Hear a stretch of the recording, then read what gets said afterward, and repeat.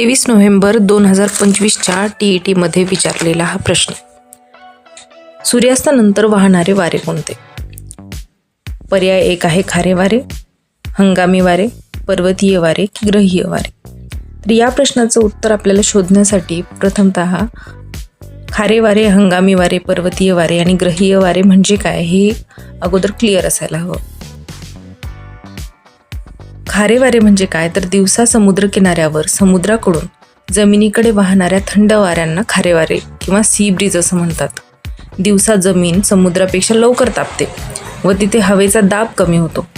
या उलट समुद्रावर थंड हवा व जास्त दाब असल्याने खारे वारे समुद्रावरून जमिनीच्या दिशेने वाहतात. या उलट रात्रीच्या वेळी जमिनीकडून समुद्राकडे वाहणाऱ्या वाऱ्यांना मतले वारे म्हणतात. यानंतर आहेत हंगामी वारे. ऋतुमानानुसार दिशा बदलत वाहणाऱ्या वाऱ्यांना हंगामी वारे किंवा सीझनल विंड्स असं म्हणतात. यालाच मोसमी वारे किंवा मान्सून सुद्धा म्हणतात. त्यानंतर आहे ग्रहीय वारे.